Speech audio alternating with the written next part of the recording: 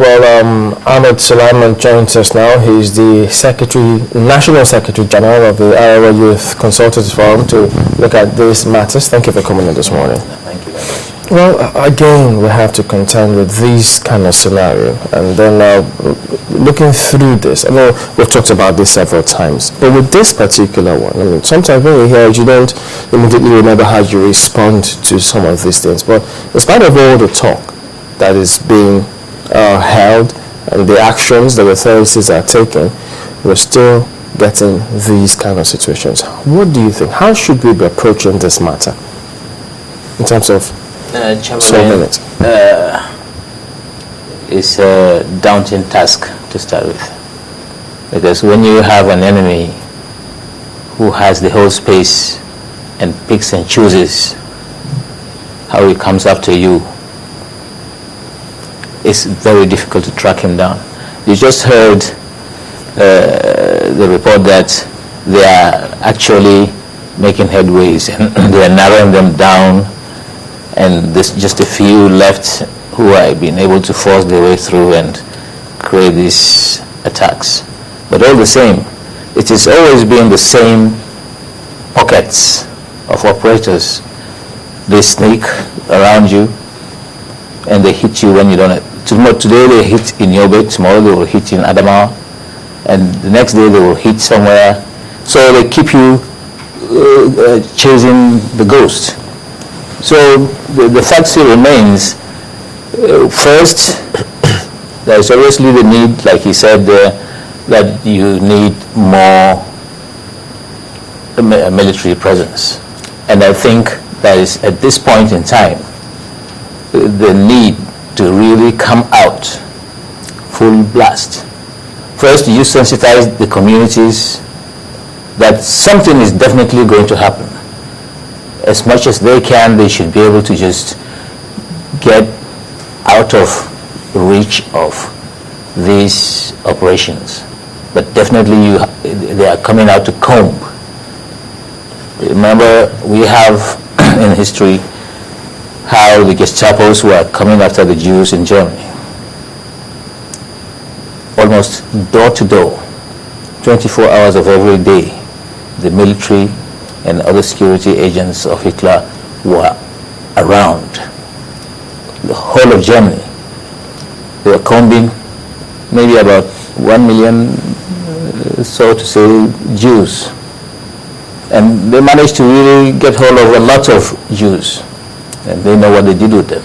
But equally, here you have a Boko Haram who are hiding behind the cloak of the northern Muslims. I don't subscribe to Boko Haram. I'm a Muslim, I'm a northerner. But you see, the irony and the tragedy is that you have a nation who now always seems to believe on the wrong things.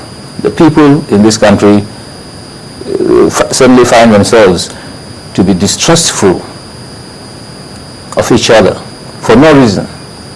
Because why do I say that? You see, when it is a northern thing, everybody tries to push it. It's a northern thing, it's not our thing. If it is a southern thing, the same thing applies. So where did we have this crack? We just have to get back to the roots. Something has gone wrong. Our minds has been abused to a level where we cannot stand each other, despite the fact that we appreciate each other, but something always comes in between. Now you see a lot of bucks have been pushed up and down. You have the caliphate at one point being focused on. Suddenly now you have one of the caliphate's sons as the national security advisor. Suddenly that thing has mellowed down. It's not as if there's impact in his activities. Yeah, but that's where the people also raise questions. You know, while he was appointed and when he was appointed, you have people who thought, okay, with that appointment, you may just have this, if not reduced to the barest minimum, but not suddenly having this kind of casual. If you had not forgotten, I did say to you, it's a good step. What next? I did tell you that you will hardly probably see something as much as an optimist that I am. And the game of chess was still going on. Why do you think that is the case? Because we refuse to face the facts on the ground. What is this fact? You see, in this country there are so many ills that has already taken place.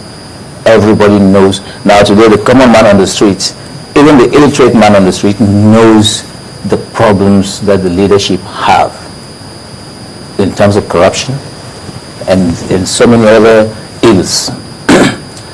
We do not try to manage our system with our own homegrown recipes. We always try to borrow, we always try to pretend we are England, we are the US. You know, you cannot just be at par with these nations. But Nigeria, at one point, the leadership always tries to pretend they are at par with the President of America, the English President, Premier, or whatever. But we are Nigerians. We have a Nigerian government, we have a developing nation. We always refuse to face those facts.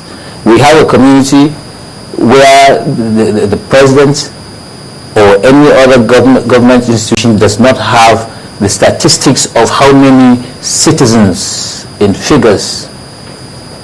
He cannot beat his chest and say, I have so many people who I manage as a nation. Now, how do you start getting things right? You know, that's also one of the problems. Some people have highlighted. I'm excited you're here because some would say it becomes difficult for us to know who we are or how many we are, especially in the north where you have some Arabs and some who are non-Nigerians, but for the fact that they can speak the language in that region, one just generally mistake them to be part and parcel of the country. It brings us to our borders as well as culture. The cultural integration, is it part of what is causing us some of this heartache we're experiencing in the hands of the insurgents in that region? No, cultural integration, it is how you make your bed, that's how you sleep. Cultural integration would have been a positive additive, but we still play down on those things. If somebody from Senegal can walk into this country and he will immediately from the airport try to first thing assume he's a Hausa man, he's a northerner.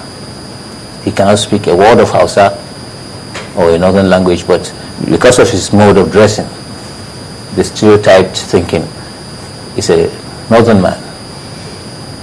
In fact, that is a very bad omen for us, because for us as a people, because we have that identity crisis of knowing who is he, a Nigerian first, or is he a Yoruba man first, or Igbo, we ourselves prefer now to consider ourselves as Igbo, Hausa, Yoruba than a Nigerian. Now right from there, to manage such a nation, you try to solve a problem, two more problems gear their heads on your table. So I pity the president's situation and any other presidents for that matter. I'm happy you're saying that any other president, because sometimes, in fact, yesterday we had Rotimi Fashakin here, and he of the APC, and he said, well, that the president has not been able to handle this, and we thought that, okay, if given the opportunity and an APC president was to be in charge, what would you have done differently? Even though we never got any answer to that. Now you said even any president. So are you saying this is just not even about the president? It's not about the president. We have said it time and time again. The constitution of this country, whether anybody likes it or not, has to be revisited. In what form? A new constitution has to be in the making. The longer we take, the longer and the harder the problems become. Because we take Sulaiman, for example, and put him in Nasarawa tomorrow. I don't know what happens in that villa. The person you knew before he was there suddenly turns out to be the person you never knew. Now, how do you know? And then the people he ends up surrounding himself with. For example, I'll give you a picture. Take a look at how the special advisor, Reuben Abati, is today. And think back to what he was outside the government. Nobody would have dreamt Reuben Abati will be the person who is sitting in that chair saying the things he's saying. Because we know him for who he is, a crusader. I mean, that is the story of Nigerian rulership. There is no leadership. It is rulership. You come in, you either conform. Now that brings me back to the Sanusi issue. Some people kept on the argument that no central bank governor of any nation behaves the way he does. And so what? The issue is, we Nigerians now, which one are we taking for value? Is it that there is money missing, public money missing, or not?